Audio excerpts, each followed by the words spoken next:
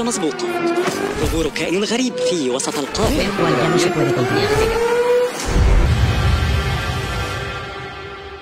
مساء الخير، اهلا بكم في حلقه جديده من الفن مع حلاحل وتريلر رياكشن جديده لفيلم اوسكار عوده الماموث. والحقيقه انا ما اعرفش اي حاجه عن الفيلم ده، انا كنت شفت له قبل كده زي اعلان ممول على فيسبوك من كام شهر، وكان نازل يعني كام ثانيه، وكان بوستر غريب. فاحنا الحقيقه متشوقين ان نشوف الدنيا ماشيه ازاي. هو كاست العمل مخليني يعني انا مش متفائل شويه، لكن خلينا برضو نشجع الشباب يا جدعان ونشوف احنا هنعمل حاجه يعني تضاهي مارفل وتضاهي دي سي. احنا عملنا قبل كده جودر وكان كويس. فيلم اوسكار عودة الماموث هو من بطولة هنادي مهنا، زي ما بقول لك، واحمد صلاح حسني ومحمد ثروت، وتأليف مصطفى عسكر واخراج هشام الرشيدي.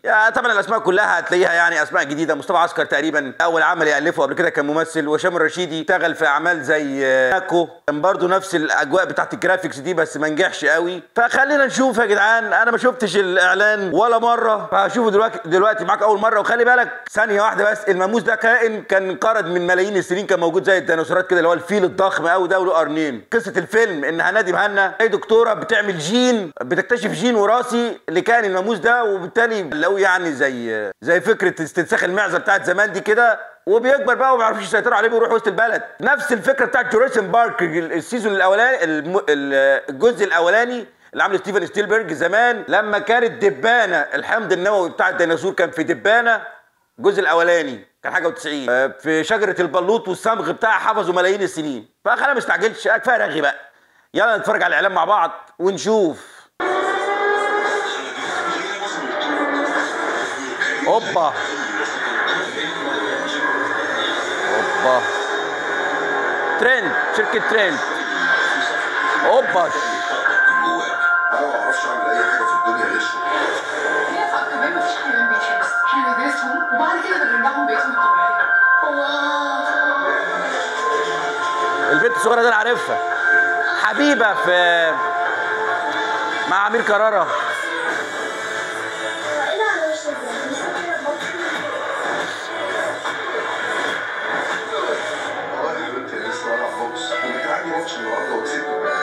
هو أمير كرارة برضو ده قريب ولا حاجة؟ لا شغل تحت البحر، غواصات، هو كويس.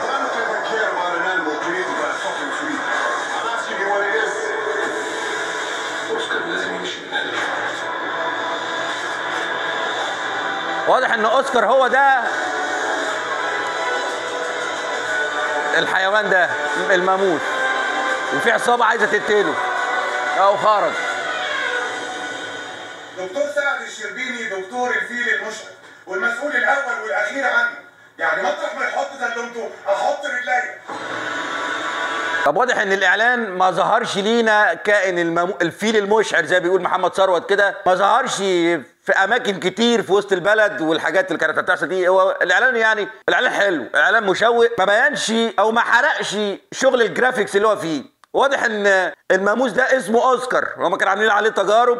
وهنادي مهنا هي برضه دكتوره زي ما قلنا، تقريبا كانت زوجة احمد صلاح حسني واتطلقوا، والبنت الصغيره دي بنتهم. البنت الصغيره دي كانت موجوده في بيت الرفاعي مع امير كرارة. البنت دي موهوبه جدا، وفي شويه اكشن برضه عاملين كويس من احمد صلاح حسني. واحمد صلاح حسني جسمانيا كويس، لكن الفيل بقى اللي هو الغرض الفيلم الاساسي ما ظهرش كتير في الاعلان. وبعدين احنا عايزين نعرف ان الفيلم ده هيتعرض مثلا بتقنيات 4 ماكس او هيتعرض 3 دي زي زمان بالنضاره، ولا هيتعرض وضعه ايه، ما نعرفش حاجه لسه. وميعاد عرضه هم ما حددوش برضه، قالوا كامينج سون، قالوا قريبا. لكن انا الحقيقه بعد ما شفت الاعلان انا نسبه ترقبي زادت للحاجات اللي زي كده، خصوصا شركه المنتجه للفيلم ترند فيجوال افكت، اللي هي عامله المؤثرات البصريه ومنتجه الفيلم عموما. هي عملت اعمال زي الحشاشين وبيت الروبي، حديد الحشاشين ده، فهي حاجه تشجع انها عامله جرافيك كويس، لان الحشاشين كان فيه جرافيك كويس، والفيلم ده على ما اعتقد بقى له 2 3 شغالين عليه، فانا متفائل.